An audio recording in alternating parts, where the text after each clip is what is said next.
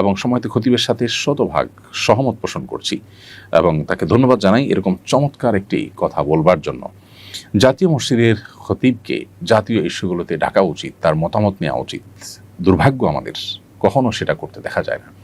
এদেশে যদু মধু এবং এমন অনেক মানুষকে জাতীয় বিষয়ে ডাকতে দেখা যায় যাদের সাথে এদেশের মানুষের কোনো সম্পর্ক নেই।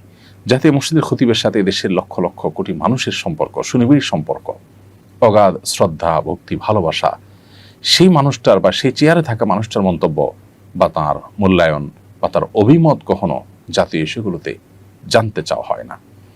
এটা জাতি হিসেবে আমাদের জন্য দুর্ভাগ্যজনক। কেন আমরা পিছিয়ে আছি? কেন আমাদের আজকে এই দুরবস্থা? 50 বছর পরও আমরা কেন একই গলিতে চক্কর খাচ্ছি?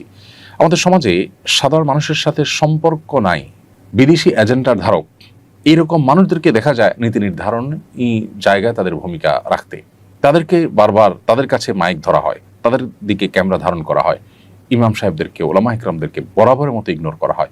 জাতীয় মসজিদের ইমাম সাহেবকে শুধু পানি পড়ার জন্য ব্যবহার করা এবং দোয়ার জন্য ব্যবহার করা, তাকে জাতীয় ইস্যুতে এঙ্গেজ না করা, শুধু তিনি নন, অন্যান্য ওলামা ইকরামকেও দেশের মূল ধারার সাথে এঙ্গেজ না করা, তাদেরকে অন না করা এবং তাদেরকে আপন না করা, রাষ্ট্র তাদেরকে ব্যবহার না করার ফলে রাষ্ট্র পিছিয়ে আছে। 4 লক্ষ মসজিদের ইমাম খতিবরা যদি রাষ্ট্রকে অন করেন, সেই সুযোগ তারা পান, রাষ্ট্র যদি তাদেরকে সেই সুযোগ দেয়, তাহলে রাষ্ট্রের চেহারা পরিবর্তন হতে খুব বেশি সময় লাগবে না। বিধায় জাতীয় মসজিদের এই খতিব সাহেবের এই আক্ষেপের সাথে আমি পরিপূর্ণই একমত এবং এই অবস্থার অবসান হওয়া উচিত। নতুন বাংলাদেশে সংস্কারে অন্তত এই বিষয়টি বিশেষভাবে গুরুত্ব দেওয়া উচিত বলে মনে করি। বাংলাদেশের জাতিসংঘের পরবর্তী আবাসিক সমন্বয়ক হিসাবে নিয়োগ পাওয়া কূটনীতিক একজন সমকামী, বিষয়টি জাতিসংঘ সদর দপ্তর থেকে বাংলাদেশকে জানিয়ে এগ্রিমেন্ট চাওয়া হয়েছে। নতুন দূত তার সমকামী পার্টনারকে নিয়েই বাংলাদেশে আসতে চান বলে জানিয়েছেন কূটনীতিক সূত্র। এক্ষেত্রে বাংলাদেশের কী করণীয় উচিত বলে আপনি মনে করেন? খুবই দুর্ভাগ্যজনক একটি ঘটনা এবং এই ঘটনায় অন্যদের মতো আমরাও সংক্ষুব্ধ হয়েছি একজন নাগরিক হিসাবে দেশের। আমি মনে করি যে জাতিসংঘ এক্ষেত্রে অপেশাদার আচরণ করেছে। যে দেশে ধর্মীয় মূল্যবোধকে যে দেশের প্রায় সব মানুষ সর্বোচ্চ গুরুত্ব দিয়ে দেখে থাকে, সেই দেশে এ ধরনের একজন মানুষকে দায়িত্বশীল হিসাবে পাঠানো এবং তার সাথে তার সেই জঘন্য কর্ম, বিশেষ করে দেশের প্রচলিত আইনে যেটি অপরাধ, সেরকম একটি কর্মকাণ্ড করছেন একজন, সেটার আবার অনুমোদন চেয়ে আপনার চিঠি চাওয়া বা অনুমোদন প্রার্থনা করা, এটা অপেশাদার আচরণ বলে আমি মনে করি। এদেশের মানুষের মূল্যবোধের প্রতি, এদেশের প্রচলিত আইনের প্রতি শ্রদ্ধা রাখা তাদের কর্তব্য ছিল। কেন ওলামা ইকরাম এবং এক শ্রেণীর দেশের কৃতি সন্তানেরা জাতিসংঘের এই মানবাধিকার অফিস করার বিরোধিতা করেছেন, এখন সেটা আমরা হাড়ে হাড়ে টের পাচ্ছি এবং অনুভব করছি। অফিস করার আগেই যদি অবস্থা হয়, তাহলে তাদের এজেন্ডা কি হবে এবং তারা দেশের মূল্যবোধকে কতটা হুমকির মধ্যে ফেলতে পারে, সেটা নিয়ে যথেষ্ট দুশ্চিন্তা করবার সুযোগ আছে।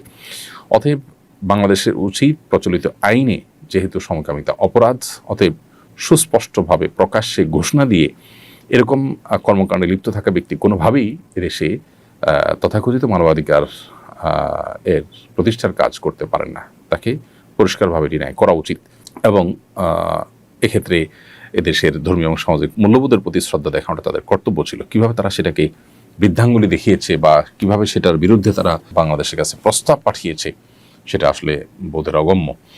বিধায় এই বিষয়টা নিয়ে ওলামা ইকরাম এবং সর্বস্তরের মানুষের সোচ্চার হওয়া দরকার এবং সরকারের যথাযথ সিদ্ধান্ত গ্রহণ করা উচিত বলে আমরা মনে করি। আমি একজন শিক্ষক, আমার নির্ধারিত বিষয়ের পরীক্ষায় কম নম্বর পেয়ে একজন শিক্ষার্থী আত্মহত্যা করেছেন। যদিও এতে আমার কোনো অন্যায় ছিল না, তবু আমি অনুশোচনায় ভুগছি। কম নম্বর পেলে আত্মহত্যা করার প্রবণতা রোধে করণীয় কি? এই জন্য অতিমূল্যায়ন করে বেশি নম্বরও তো দিতে পারি না, পরামর্শ দিয়ে বাজিত করবেন। সম্মানিত শিক্ষক, আপনার এই অনুশোচনাটা, এটা আপনার দায়িত্ববোধের জায়গা থেকে, এটা আপনার মানবিক যে দিক আছে আপনার মধ্যে, সেই জায়গা থেকে হয়তো আপনি অনুশোচনায় ভুগছেন। আপনি নিজেও হয়তো বুঝতে পেরেছেন যে এখানে আসলে আপনার কোনো দায় নেই, আল্লাহর কাছে আপনি দায়ী হবেন না ইনশাআল্লাহ। কোনো শিক্ষার্থী পরীক্ষা খারাপ করলে আপনি তার খাতায় সে যা পেয়েছে সেই অনুযায়ী আপনি মার্ক দিবেন, এটি আপনার কর্তব্য। সেটা না করলে বরং অতিমূল্যায়ন করে যদি বেশি নম্বর দেন, সেক্ষেত্রে এটি হবে খেয়ানত, এটা হবে অন্য শিক্ষার্থীর প্রতি অবিচার এবং জুলুম। এজন্য অতিমূল্যায়ন করা যাবে না। আপনি আপনার দায়িত্ব সঠিকভাবে পালন করবেন। কোন শিক্ষার্থী যদি বিপদগামিতার পথে পা বাড়ায়, তার দায় তার নিজের একান্ত। পরীক্ষায় খারাপ ফলাফল করার কারণে আত্মহত্যার দিকে চলে যাওয়া, পরীক্ষা দিতে না পারার কারণে পাগল পড়া হয়ে যাওয়ার ভিডিও আমরা দেখতে পাই বিভিন্ন সময়। এমনকি বাবা মা অস্থির হয়ে কান্নাকাটি করে পাগল পড়া হয়ে যান। এই বিষয়গুলো পরিষ্কারভাবে আমাদেরকে ইঙ্গিত করে, আমাদেরকে বার্তা দেয়, জানান দেয় যে আমরা প্রচণ্ড রকমে ভোগবাদী, বস্তুবাদী হয়ে গেছি।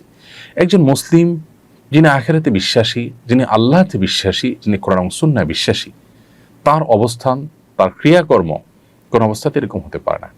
পৃথিবীর সব কিছু চলে গেলেও মানুষ হিসেবে কষ্ট তো আমরা পেতেই পারি, কিন্তু ভেঙে চুরে দুমড়ে মুশড়ে আত্মহত্যার পথে চলে যাওয়া, এটা আমাদের আখিরাতের প্রতি বিশ্বাসের সাথে সঙ্গতিপূর্ণ নয়। পরীক্ষা ফেল করা মানে আমার সব শেষ হয়ে যাওয়া নয়। আমার পৃথিবীর সবও যদি শেষ হয়ে যায়, আখিরাতটা যদি আমার ঠিক থাকে, তাহলে তো আমার খুশি হওয়া উচিত, শুকরিয়া আদায় করা উচিত যে আমার আখিরাতটা অন্তত ঠিক আছে। অতএব আমাদের মধ্যে ঈমানি চেতনা এটা দুর্বল হয়ে যাওয়ার কারণে, আখিরাতের প্রতি বিশ্বাসটা দুর্বল হওয়ার কারণে বৈষয়িক বিষয়টা আমাদের কাছে অনেক বড় হয়ে দেখা দেয়, এবং যার ফলশ্রুতিতে আমাদের এই অধঃপতন শুরু হয়েছে। গোটা পৃথিবীর বিভিন্ন প্রান্তে প্রান্তরে উন্নত দেশগুলোতে যে পরিমাণ আত্মহত্যার প্রবণতা এবং ঘটনাগুলো আমরা দেখি, সেগুলো কিন্তু একই ইঙ্গিত দেয় এবং একই কারণে হয়ে থাকে। অর্থাৎ বৈষয়িক বিষয়গুলো অনেক বড় হওয়ার কারণে মানুষ এ পথে যায়। একজন মানুষ যখন প্রকৃত অর্থে যখন তিনি আল্লাহর প্রতি বিশ্বাসী, আখিরাতের প্রতি বিশ্বাসী হবেন, তার দ্বারা কখনো এটি সম্ভব না। আল্লাহ বলেছেন, ওয়ালা ইয়াইআস মির রাউহিল্লাহি ইল্লাল কওমুল কাফিরুন, আল্লাহর রহমত থেকে অবিশ্বাসী সম্প্রদায় ছাড়া ঈমানদার নিরাশ হতে পারে না। নিরাশ হয়ে এই যে নৈরাশ্য থেকে আত্মহরণের পথে পা বাড়ানো, এটা কোনো ঈমানদারের সাথে যায় না। ঈমানদারের অভিভাবক আল্লাহ, তিনি সবকিছু দেখছেন। ঈমানদার বিশ্বাস করবেন যে সকল দুরবস্থা থেকেও আবার সবচেয়ে ভালো অবস্থায় মানুষ রূপান্তরিত হতে পারে, আল্লাহ সেটি করতে পারেন। সো আল্লাহ প্রতি সে বিশ্বাস, আস্থা থাকতে হবে। অনাস্থা, আস্থার দুর্বলতা, বিশ্বাসের ঘাটতি, এটাই মানুষকে এদিকে নিয়ে যায়। অতএব এই ব্যাপারে আমাদের নতুন করে ভাবতে হবে। আমাদের শিক্ষা ব্যবস্থা, আমাদের পরিবার ব্যবস্থা, আমাদের প্রত্যেকটা জায়গায় ধর্মীয় বিধিবিধান, আমাদের মূল্যবোধ, আমাদের নীতিনৈতিকতার চর্চা, এটা বাড়াতে হবে। তা নাহলে আমরা কোন অবস্থাতেই এই দুরবস্থা থেকে উত্তরণের পথ খুঁজে পাবো না। আমরা হয়তো দালান কোঠা এবং ইস্পাত সভ্যতার উচ্চতর শেখরে আমরা হয়তো পৌঁছে যাব, কিন্তু আমাদের ভেতর থেকে আমরা শেষ